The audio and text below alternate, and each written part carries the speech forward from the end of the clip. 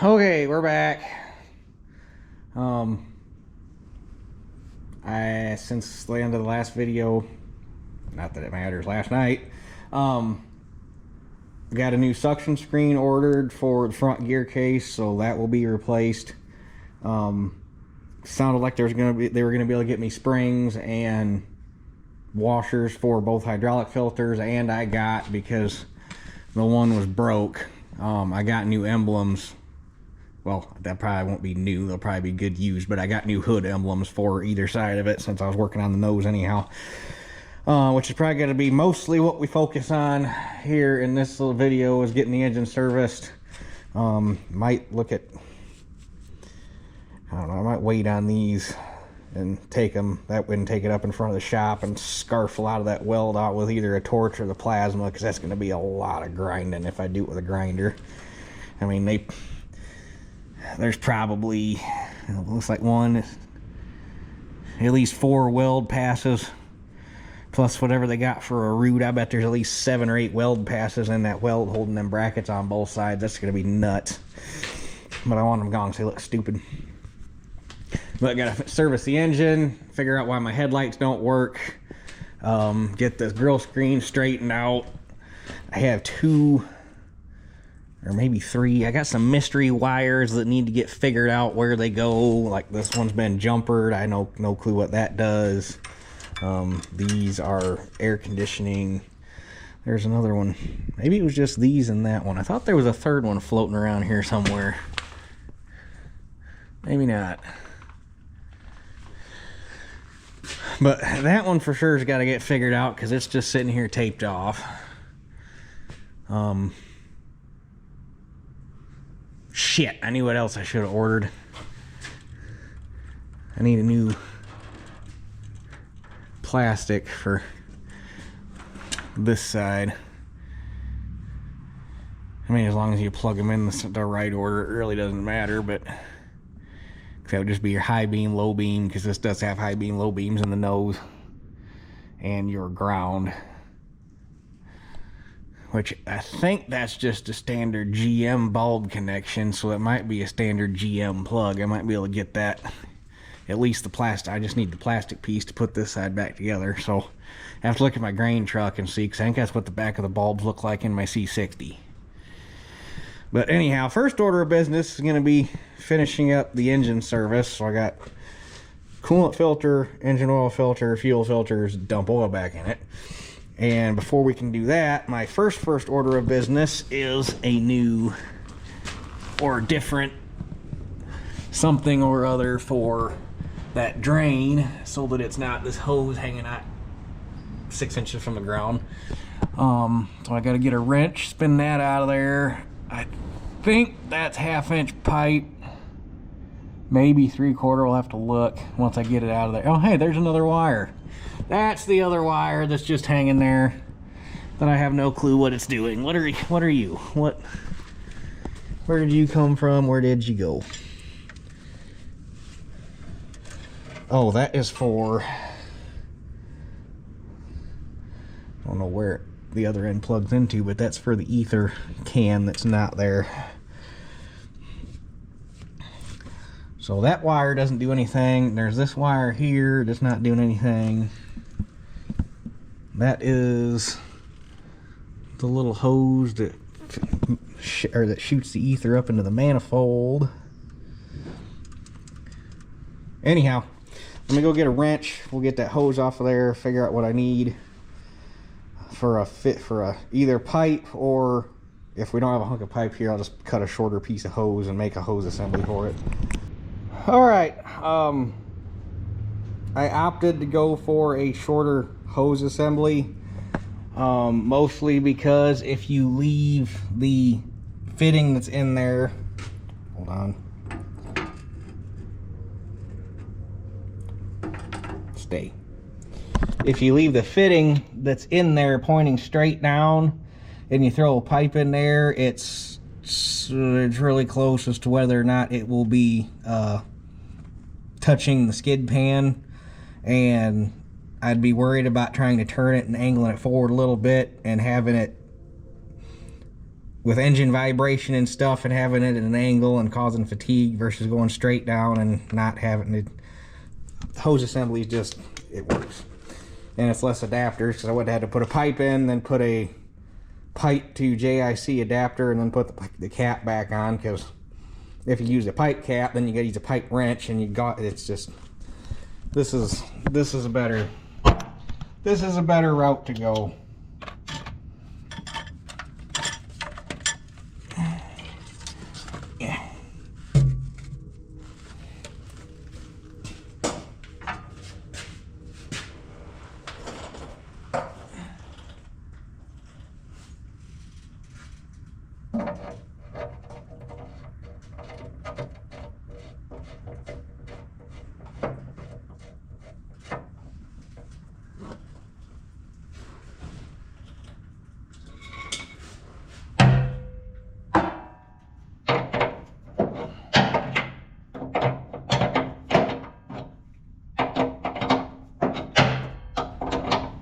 Alright, now that the oil pan's buttoned up, can spin new crankcase or engine oil filter on. I got a little coolant filter right here that's going to get changed.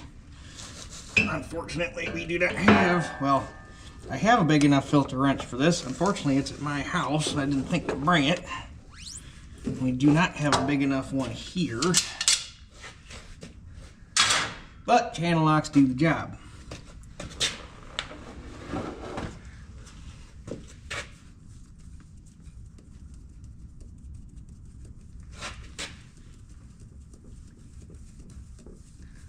Hopefully everything's drained down enough for this to not make a super huge mess.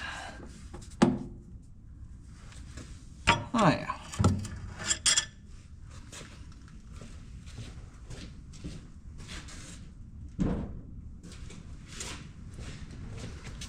That oil is so nasty, it's not even funny.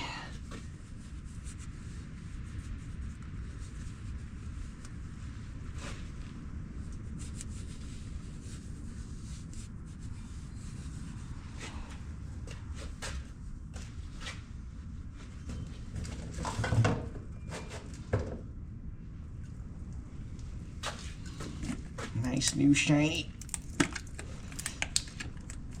kitty puller oil filter. This one is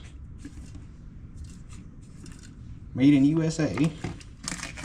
Cat's got 3 plants. They've got one in Peoria, Illinois.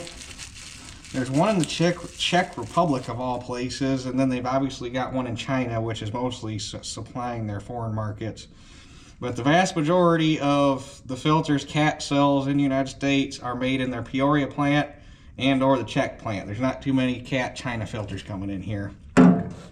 But at least on the upside, even with the China ones, the Cat wholly owns all 3 plants. Can't remember the name they call it. They're not actually labeled as Cat. It's like advanced filtration or something like that, but they're owned by Cat.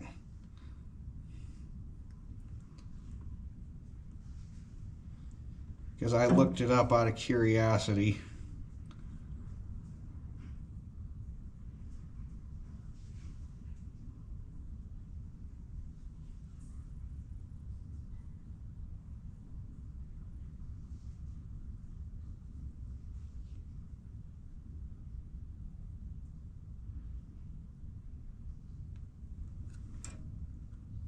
Probably good enough.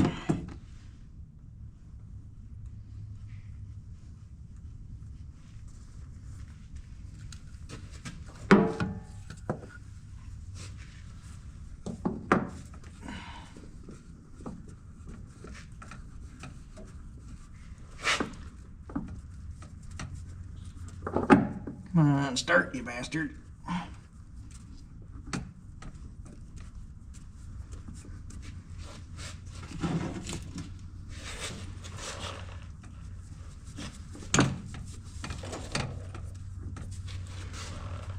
This is a weird height to have a filter. You can't really tell the angle.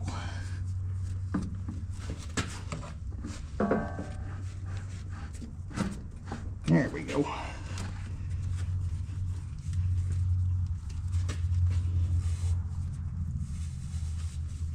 Oh. Sweet. Now a little coolant filter, and we can go over to the other side. Alright, and then the only thing over here besides the air filters is the two fuel filters. Got the glass water separator back there, and then the can right here. And I don't know if it's, I gotta look in the book to figure out which one of these they consider the bleed screw anyhow, but I want to look and see if this, they got this handy shut off valve here. I don't know if that's factory or if that's something somebody added, but it is handy. So this thing was surprisingly loose. Okay, this ought to cut down on the mess a little bit.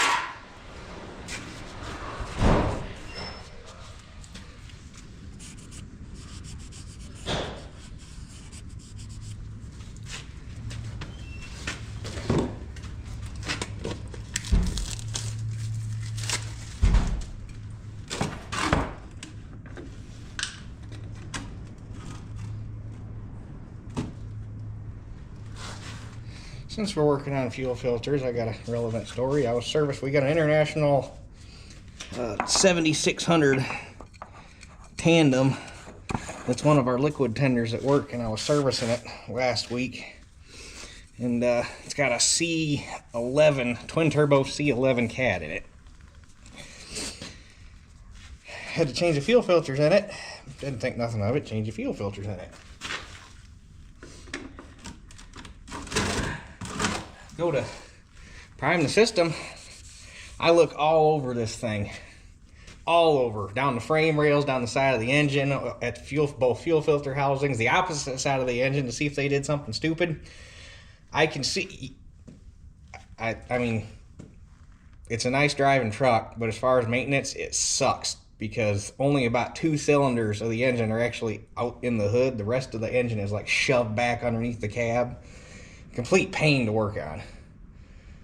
But anyhow, so the fuel filter housing and all that menagerie of plumbing and everything is like back, like underneath, like damn near in line with the driver's side door, inside the frame, down at the back of the engine. And I could look kind of back there and see like one of these mounting faces for a primer pump on the fuel filter housing. There is no primer pump on that truck. Called up International, that was about useless. The guy said, well, I can't tell you without looking at the truck. I was like, that's why I'm calling you, because you can't like look up in a book or something. That was a fruitless endeavor calling International up. But so basically the only way I could figure, and the only way I could find online to prime that truck up, is you actually pre-fill the fuel filters, which I was always taught was a big no-no. Oil filters okay, engine filter or fuel filters not so much. And you have to pre-fill the fuel filters and then just basically crank the ever-loving crap out of the truck, and eventually it'll prime itself up. There is no way. I even tried like pressurizing the fuel tank with an air hose. That didn't work. I had to take both filters off after I'd already put them on and pre-fill them to prime the truck. Dumbest thing I've ever seen.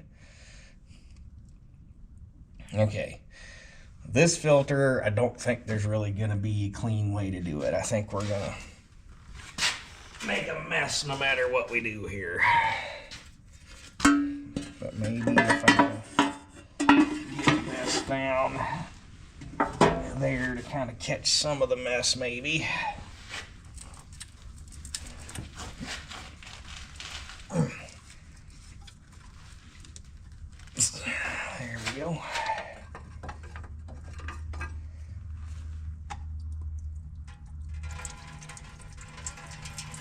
That wasn't bad. That filter's kind of scuzzy.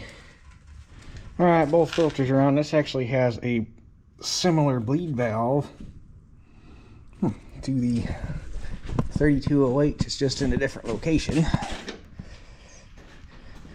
Took me a second to find it because the picture in the manual's kind of, since it's a copy, it didn't copy over super great. So it took me a second to figure out exactly where the arrow was pointing. And interestingly enough, when I was looking in the manual, or looking at this thing yesterday, and I wonder why they didn't move this up to the other position to get it back further inside the frame. In the operator's manual, it shows the primer pump in this position. So, interesting. Oh, open this valve back up.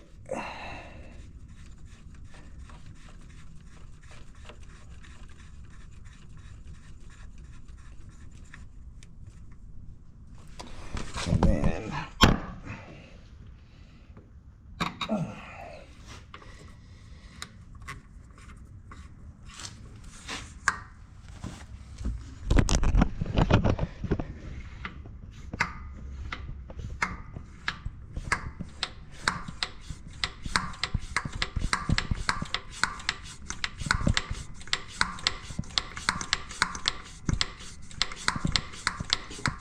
I really like these cat primer pumps. They don't screw around.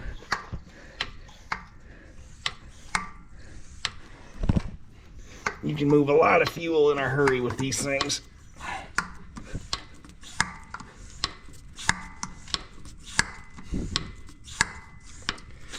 Come on, where you at?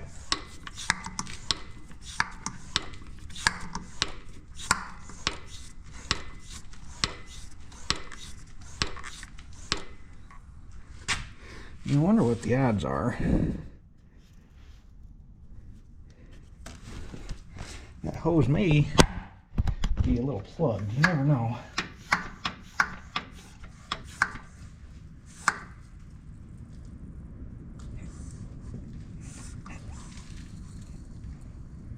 I do believe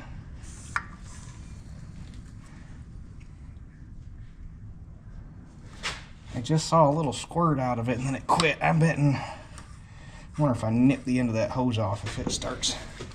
Well, I nipped the end of the hose off, still got nothing, but if you take it loose here at this fitting, you get it out, or you get fuel out of it, and I heard fuel, this is the return line back to the tank, and if you pump it, you can hear, which, if you can pump air back through the return line, I guess I don't fully understand why you need, if you just keep pumping it, but anyway, that's how they did it. I heard fuel going all the way back into the tank, so we're primed up.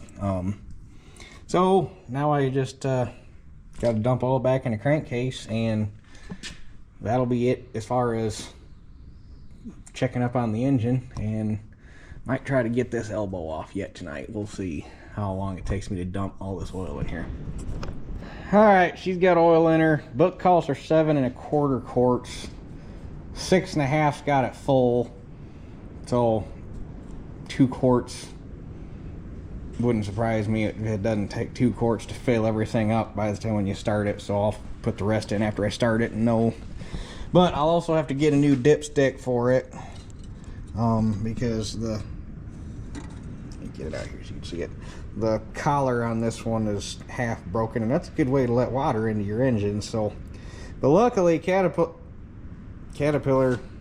get out of the, stamps their part numbers in a lot of their parts, so I've already got a part number without even having to go to the book. So just have to call Cat with that on Monday, see if it's still a good number. If not, I'm sure 3306 dipsticks can't be too terribly hard to find used, I wouldn't think.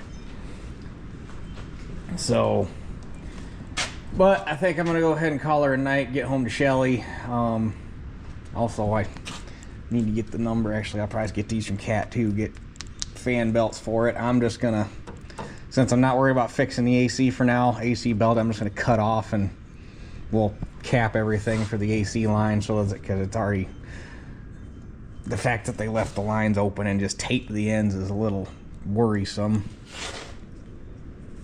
Although the pump is not locked up, so that's good. But still, pull these lines off that go up to the condenser and block them off for now.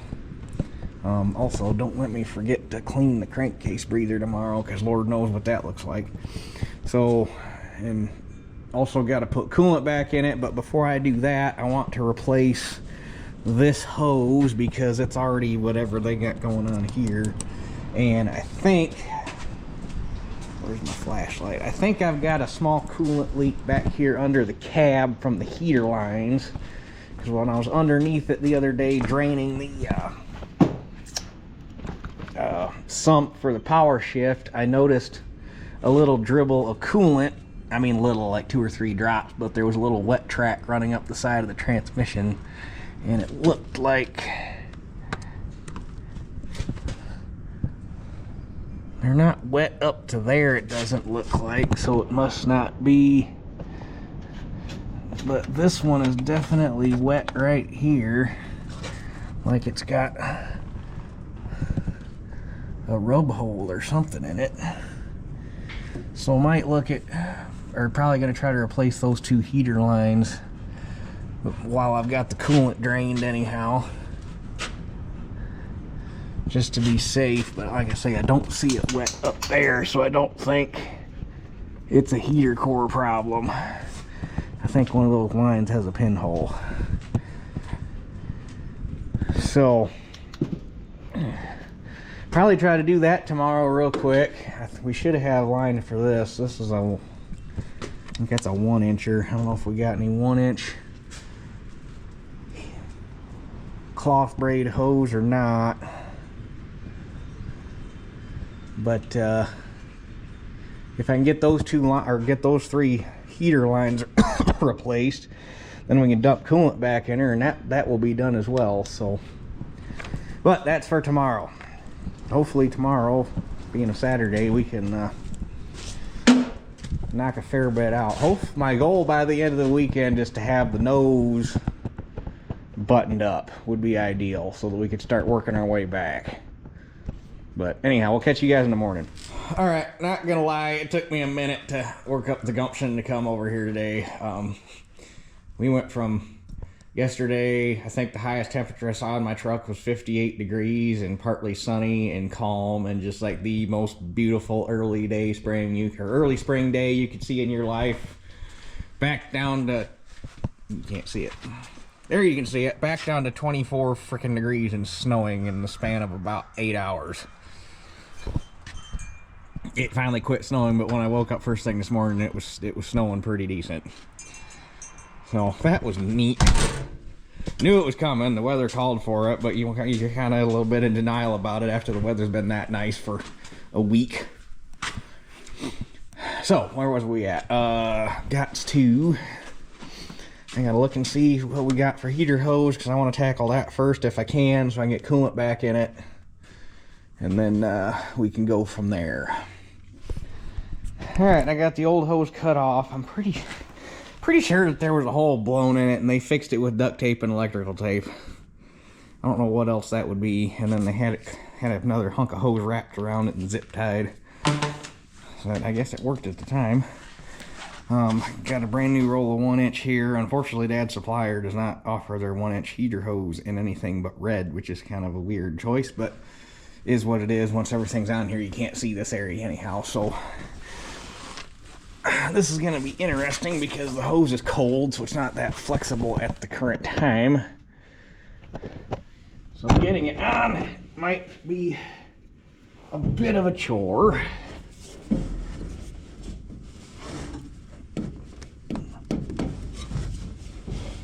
Especially since there's not a good spot. Oh, there we go. That's not too bad.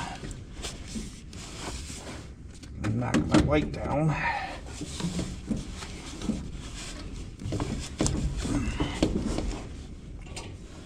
I've got nothing to push off of.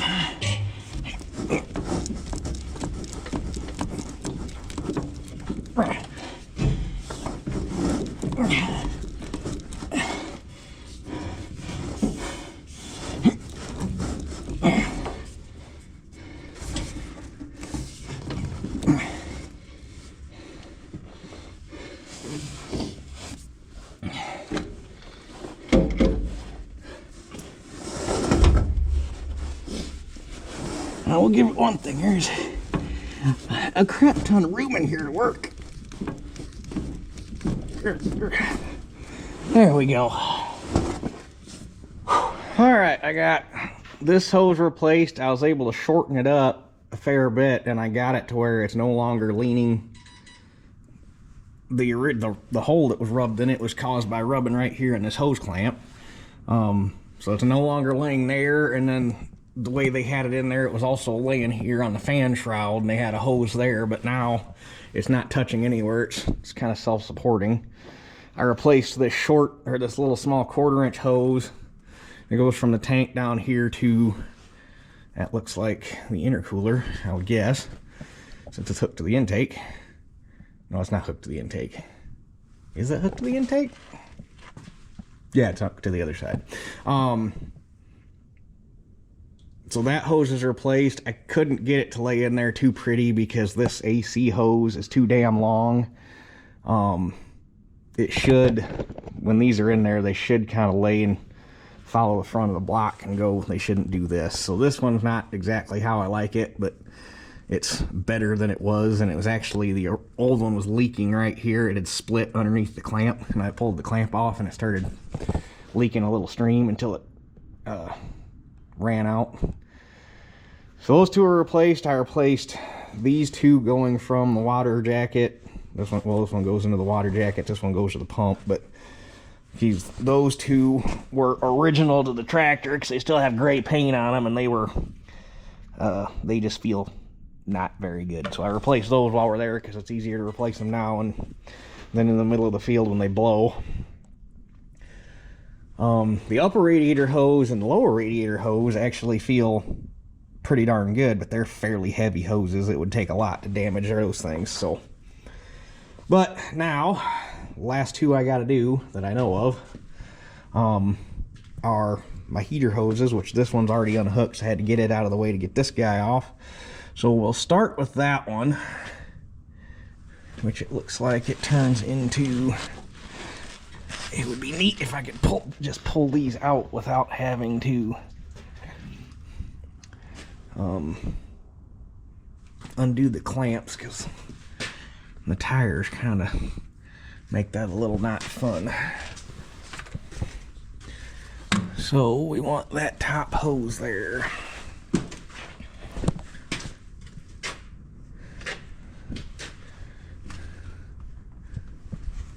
Which it stays the top hose. And then it looks like it turns into the back hose. So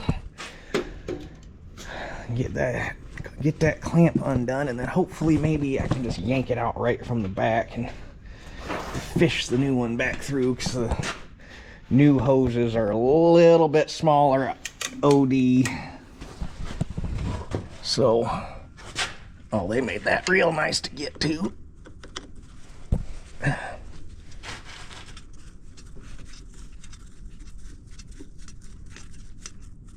That's not terrible.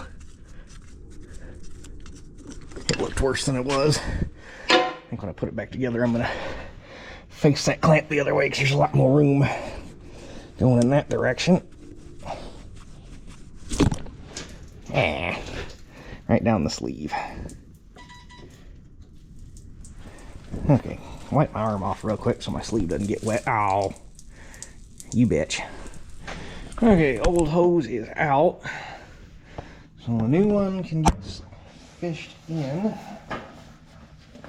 I can get the twist out of it.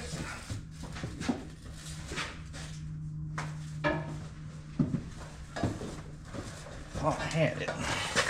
There.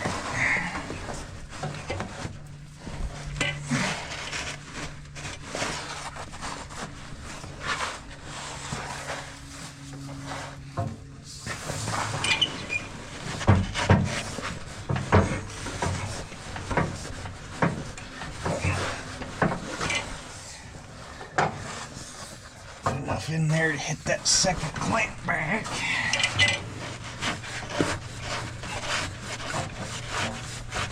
Okay, I got the first one fished back through. That actually went a lot better than, or a lot easier than I thought it would, if I'm telling the truth.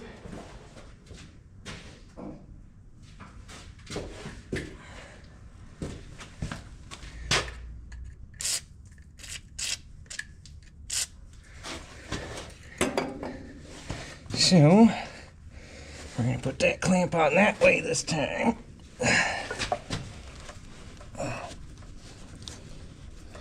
And I'm going to grease that a little bit, get that thing to slide out better.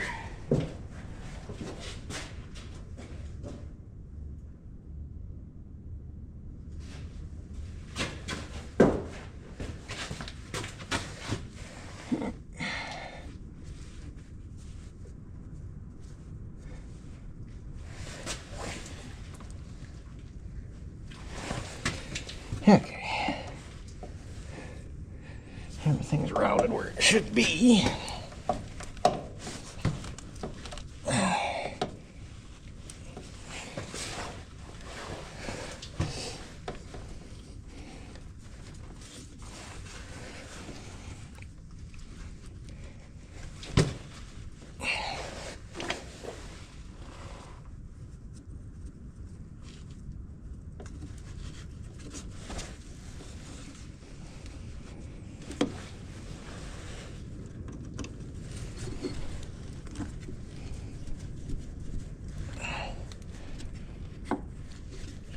Naturally, now my hand's all wet. I can't grip anything.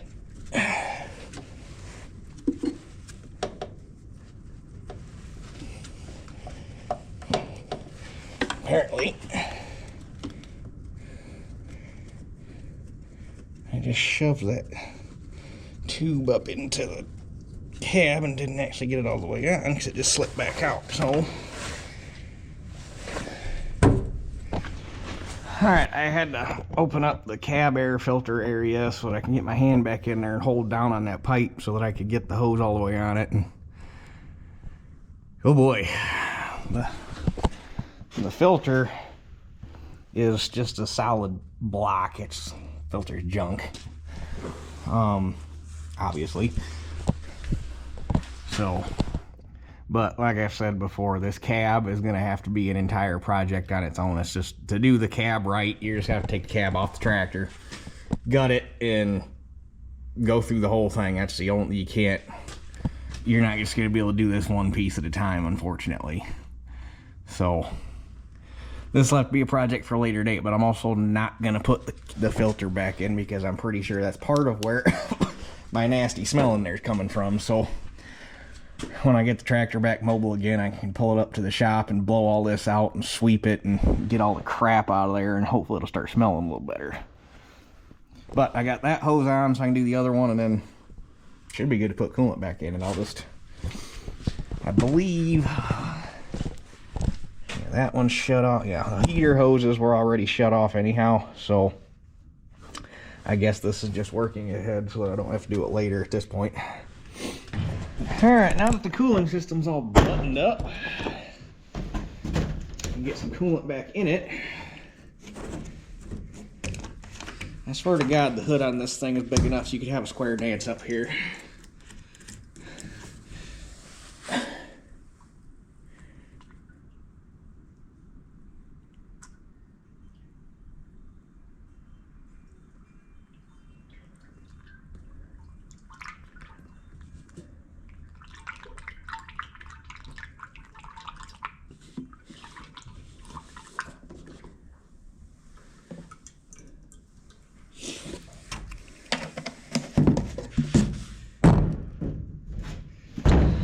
Alright, I got probably 7.5 gallons in there before it airlocked on me, so we'll let it sit there and do its thing, and hopefully it'll burp and I can get a little bit more in there. I doubt I'll get it all in without running the engine, but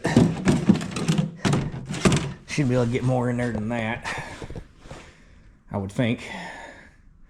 So while we're letting that sit, we can get this muffler off, get this elbow off, and work on getting the new one in there. I don't know, I think I'm going to end up having to put a hole for this fitting. But I need 9/16 and 1/2-inch wrenches, and then that should come off.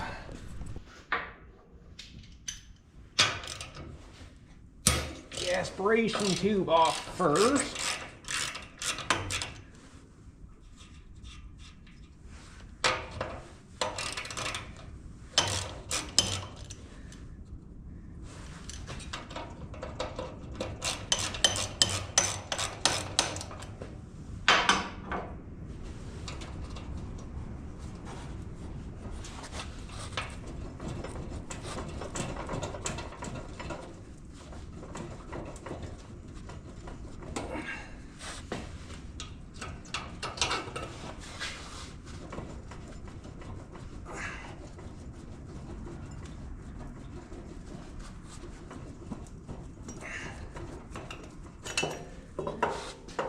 there's that. Get the pyrometer unhooked.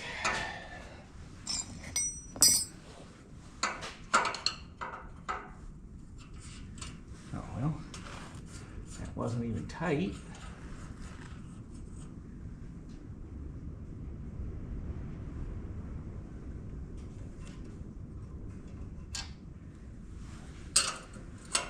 Wonder what the odds are that thing actually comes out of there without breaking off. Now I wonder, since this thing is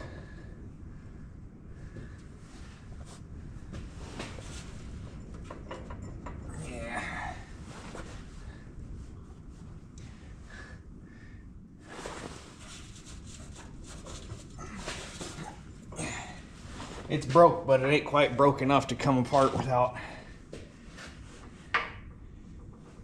doing it the right way.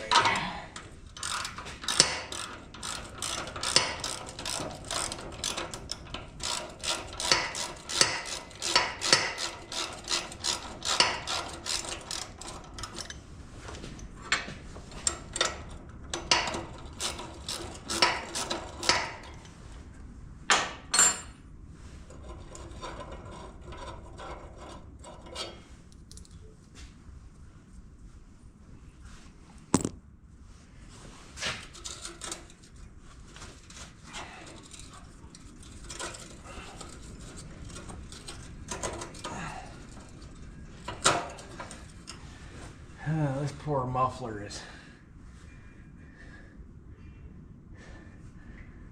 fucked. Saying it's fucked would be an understatement. I'm pretty sure either the bottom is rusted off of it once before or somebody made this muffler, because this bottom plate, that, like this whole bottom end of this thing has been welded together. The outlet and the top has been welded together. I'm pretty sure either this muffler completely broke at some point and they put it back together, or they made a muffler out of a different muffler. One of the two. Okay, now if I can get this clamp off, that would make life that much easier.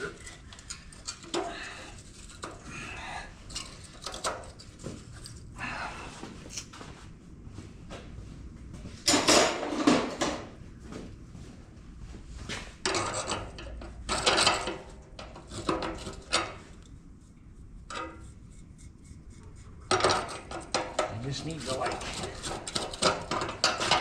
something to tweak it because it doesn't want to open up. There we go, maybe do that.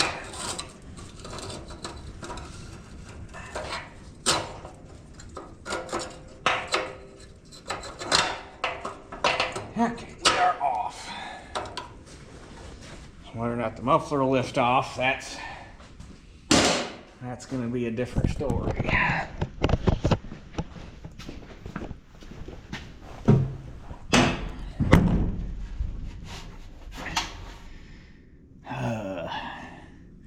I might have to get all the way up on the hood.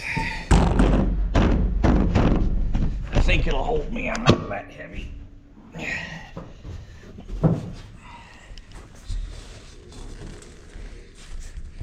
Try doing this with your new 9RX.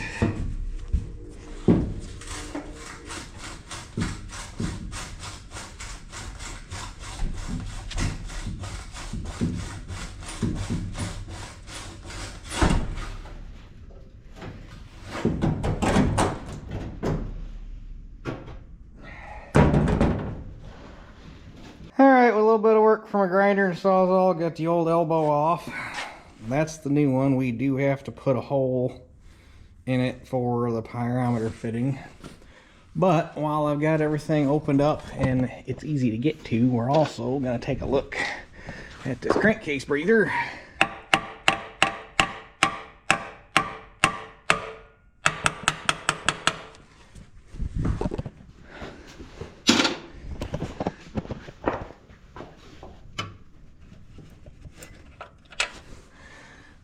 Okay, what does it take hard it is, or how hard that's going to come off. Throw the bolt back in it just a wee little bit. I gotta take this hose off real quick. Alright, so after you push that hose back, you can get the breather off. I guess this is not what I was expecting. I was figuring like a cartridge inside of it. I didn't figure it was just gonna be a little already put together assembly, but there's wire or like steel mesh in there.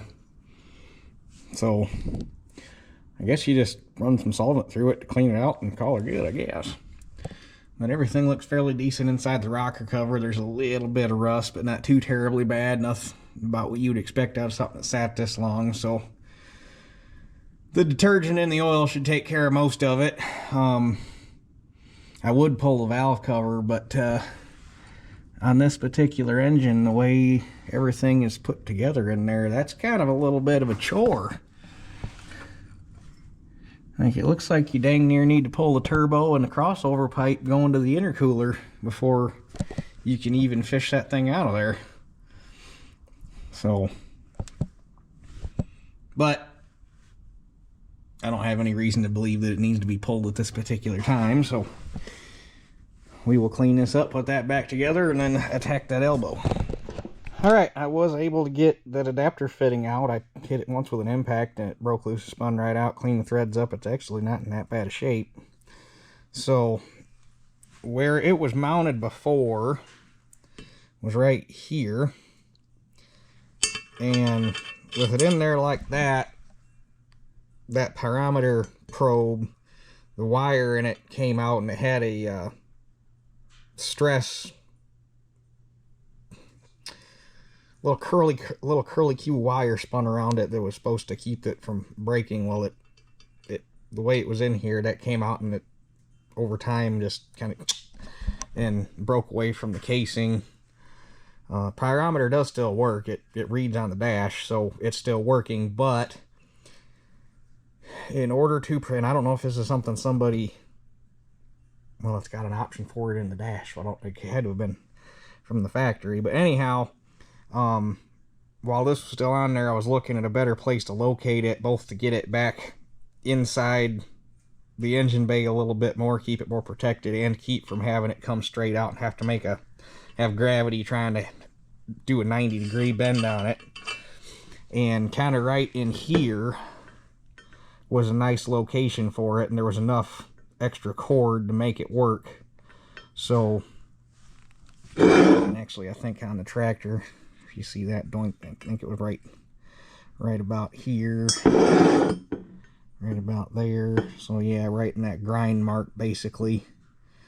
But it's 1/4 pipe, so we'll drill it for that and put that in there. I think it'll be a better place for it overall. It'll look a lot better, and it'll take some of the stress off of the wire going into the probe. So might have to replace the probe at some point if that wire ever breaks off completely, but I think this will help prolong its life doing this. There's not really a good way to get this in the Bridgeport because of the angle and everything, so I'm just gonna do this part by hand, and it'll be good enough. Try to somewhat match the angle, because it's going to be coming, it's slightly off of center, so it's going to be coming out at a little bit of an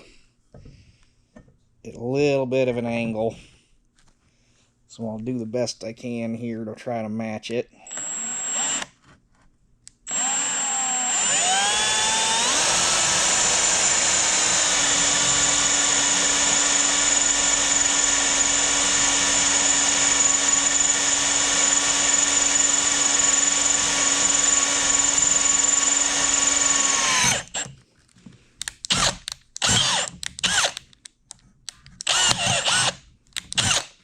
Chuck on this drill is about shot. Actually, it is shot.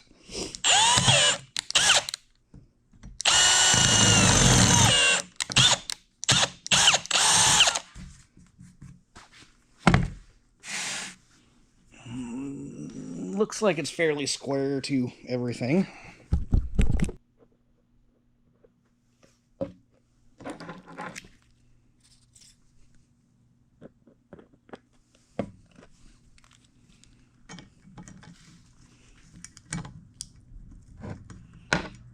Unfortunately,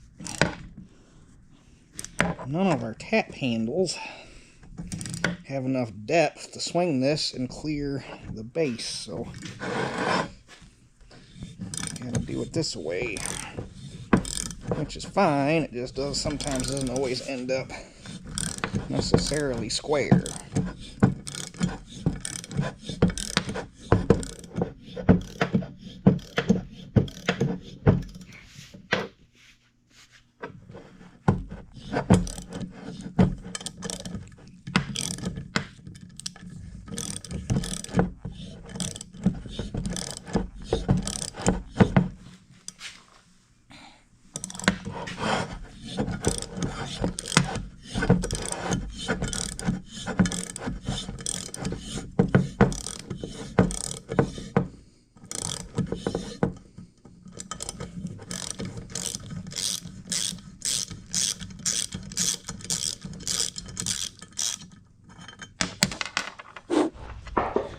All right, new elbows on. This routing for the pyrometer just looks 10 times better than just straight out the side. And right here's the where I was talking about. I don't think that's supposed to be. That's not supposed to be broke like that. But like I say, it still reads, so we're gonna roll with it for a while, and that could be a project for a later date. I also think I'm gonna end up having to, having to buy that adapter bell that goes from the exhaust housing to the elbow. That one fits kind of, it tightened up once I tightened this down, but it seems like it needs to be longer. I think it's kind of wore away both from rattling around from that busted elbow and just time. It's reman turbo and now it's new elbow, so this is the only original piece left in this assembly anyhow, so might as well make it new. So when I go to Cap Monday to order fan belts and a dipstick, I'll price one of those out, see how bad it is, and if it's not too terrible, I'll do it now. Otherwise, I'll wait a little bit. And as far as hooking my aspirator back up, I'm thinking rather than buying a short hunk of pipe and making some, I think what I'm going to do is just get a stack long enough to come all the way down here and do what I want to do, and then modify the stack and put an elbow off the side of it to hook the aspirator into, and just do it all with one stack and avoid having another clamp and another connection and another spot for a leak. So I think it'll look cleaner doing it that way too. Be less weight and whole 9 yards. And this elbow was also a case of aftermarket was actually better than OEM. The whole thing is thicker, all the webbing is thicker, the base is thicker. Like this whole elbow is probably about twice as heavy as the one we took off, so that one shouldn't break. So with all that being said, I think now I'm going to look into these wires and see if I can get these lights to work. I don't know if it's the bulbs burn out, which is always a possibility, or if it's a wiring problem. So I will have to, well, first I'm going to look in the wiring diagram on the book, figure out what these blue wires are, figure out what, oh, well, that's not even original to the harness. Where's that go?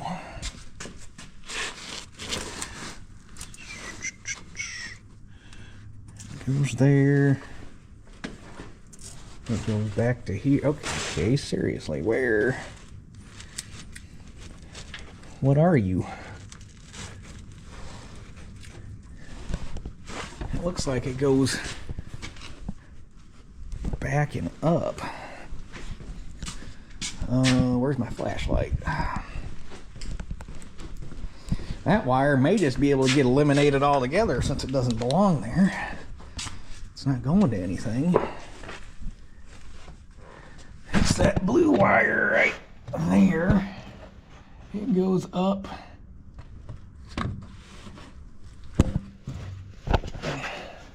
Where do you go to? It goes up to that hole in the dash, so where do those come out?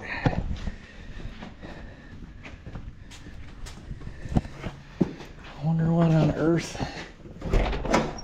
Unless it had something to do with whatever was mounted on the front of this thing at some point.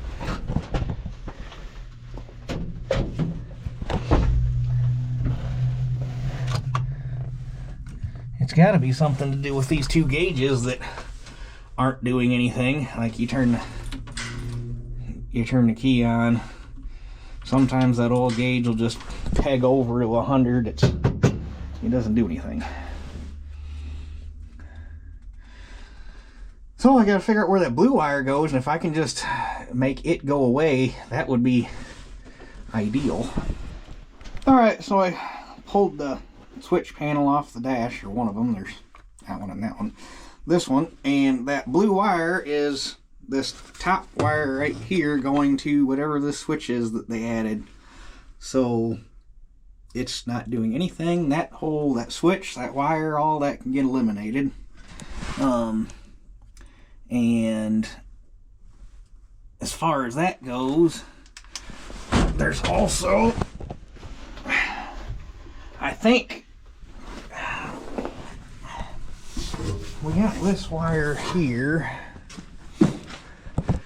So this wire goes to that temperature gauge, I think. This one's been added.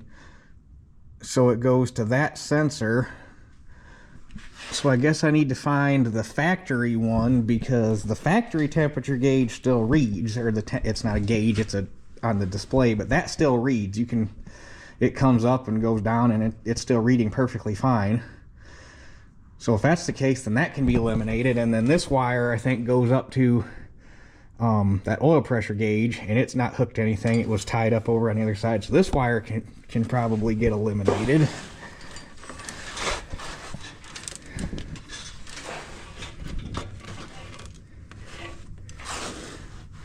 So,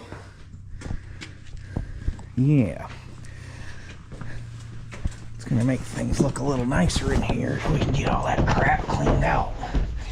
Now, that being said, I'm going to keep this gauge mount because I was talking to Dean on this, and he said it's a good idea to add a transmission pressure gauge to the front, mostly for the power shift, but for the front lube pressure system.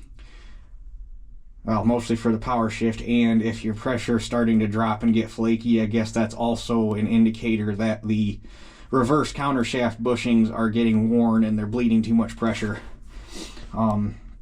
He said if it hasn't become a problem now, he said in the hours I'm going to be putting on this tractor, he said I'll probably never have any issues with it. But he said just for peace of mind, it's a good idea to add a pressure gauge. And he said for that matter, it's probably not a bad idea to put a gauge in for the rear one too. So 2 gauge mount, pressure gauge for the front and rear, we're good to go. When I'm out in Iowa though, because he said he's got them on his 325s, I'll look and see where he mounted them, or where he ported into the system at to read that pressure. And hopefully I can find an electric sending unit that'll work so we can put electric gauges up here and not have to run actual, because if we can run wires, it's a whole lot easier than running tube, especially going to the back one. So, but we're gonna get this switch out of here.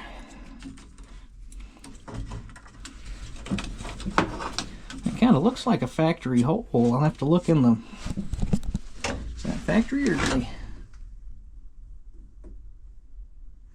they either did a really nice job of drilling it or it belonged there to begin with. So I guess I wonder what was in there to begin with. Well, it's reinforced like something belonged there. And there's another little, I wonder if it was for some sort of option, because there's another little like knockout hole. Oh no, there's a steel backplate to reinforce that. That's what that hole is. Interesting. Anyhow, this switch is going to go bye-bye.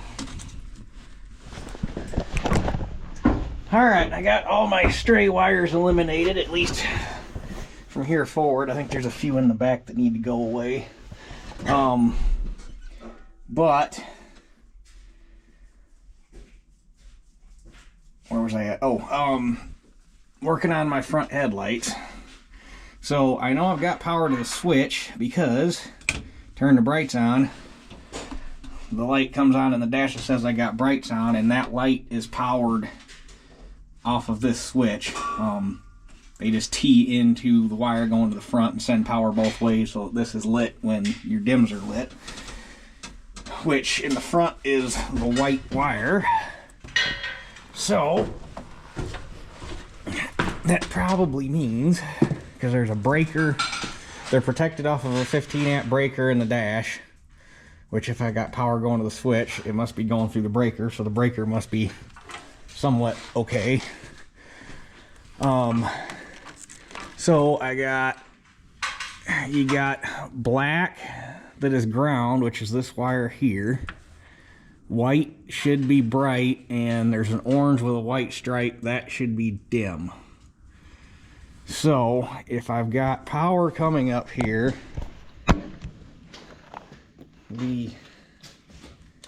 I should have with the brights on, which is I left the switch on, I should have power going to that white wire.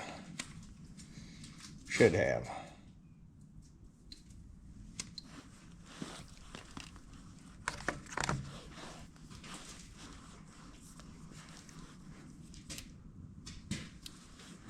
So ground is here.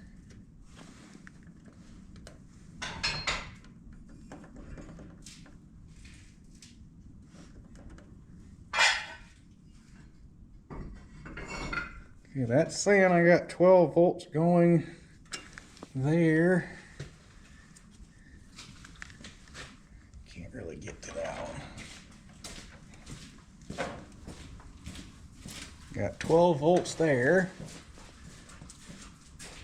I wonder if this is just a simple case of the bulbs are burnt out.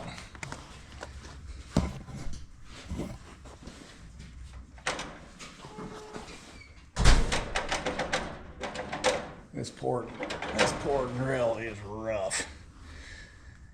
Okay, let me go flip my switch real quick and we'll see if I got power to the dims.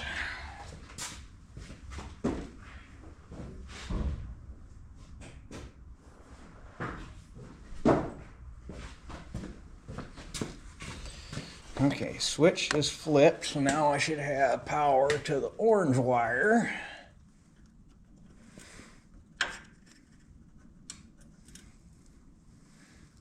Which I do. And do I have power over here? I do. So we've got power coming up here. Apparently it's just as simple as the bulbs are burnt out. So I wonder what the odds are. Those are a standard automotive bulb. Okay, I squirreled off of my headlights for a minute because I was looking at that wire, or pair of wires there, because I could not for the life of me. There are no, I mean, those look light blue. Both of them look identical.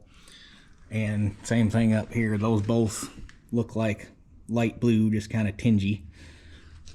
And there are, the only light blue wire on here is that light blue and black that goes to the power shift filter bypass. Well, that ain't nowhere. That's clear back there. So it couldn't be that. The only thing I could think of is there's two sets of wires running up here, one for the high pressure AC switch and one for the low pressure AC switch. However, the part that doesn't make a whole lot of sense is it'd be these well, those two switches, so it'd be the second set of lines or second set of wires in right there. And if you follow those down, they say violet and pink. That's not violet, nor is that pink. But I can't think of anything. There's literally nothing else up here that it could be. And those are the only other ones that run this far forward are, because they do a pretty good job of putting these on the page about where they land on the tractor. The only other ones this far forward are the ones for the headlamps. And they all come out of that same bundle of wire and go off and do their own thing once they get up here all the way to the nose. So that's got to be what they are. And apparently those, not knowing what this would look like with the factory oil cooler and AC condenser as to where the the connectors would land, those must be up there, or supposed to go up there with this new condenser they got fabric cobbled in here. Because that's not, none of this, other than the radiator, nothing up here is is correct. So that's what I'm going with. So we'll tie those up kind of out of the way so they can't get hurt. And because all this stuff's got to get, well, this has got to get eliminated because they use one of the bolt holes for the chin plate, so that's got to go, which that's not, none of that's right anyhow. And yeah, so, but anyway, now that I unsquirreled, I'm gonna go back to my headlight, see if I can pop one out and see what the bulb looks like. Well, I guess it's kind of hard for it to be called a sealed beam when it's not sealed no more. But it's definitely, the bulbs are definitely screwed. They got water in them and all the connections are screwed up, so I'm guessing that's our problem. So, I guess before I go getting, I don't know, I'll have to do a little digging on the internet real quick and see if anybody offers these things in an LED. That would be, well, high beam, low beam LED. I don't know if that's a thing or not, otherwise I'll just put halogens back in it, but that'll be my first choice real quick, is look those up tonight and see if I can find an LED replacement for them. If not, I'll go get some tonight and we'll throw them in there and make sure they work. But what time is it anyhow?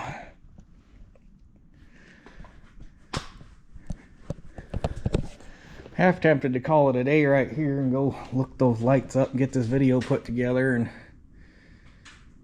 get some part numbers written down, and then tomorrow, I think the engine's pretty much set. I don't think I have anything else that needs to do, or that I need to do to it, other than get a stack ordered for it, which I'll have to measure. I'll go get a tape measure, get that measured up tonight, see what I want.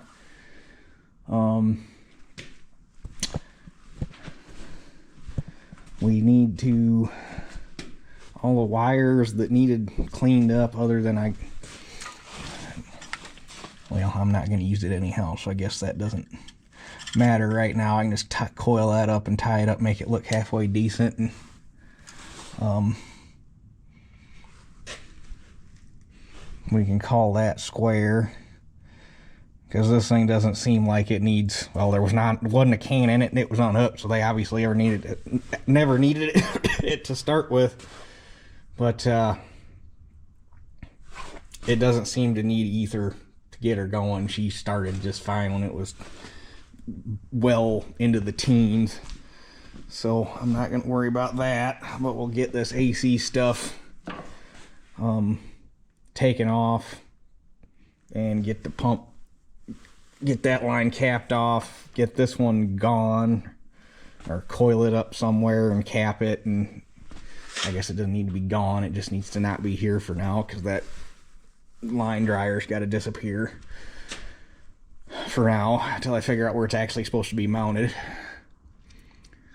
So, but I think as far as the engine's concerned, other than once we actually start it and run it, need to recheck the oil, and I'll try to get more coolant in there yet. I think the engine's done. I gotta get fan belts. Gotta do fan belts. So can't think of anything else. Oh, before oil goes in, I gotta spin the new power shift filter on. I gotta remember that. So we'll see how things go tomorrow, but that'll be a separate video. So I guess, with that being said, that's it for this one. We'll catch you guys on the next one.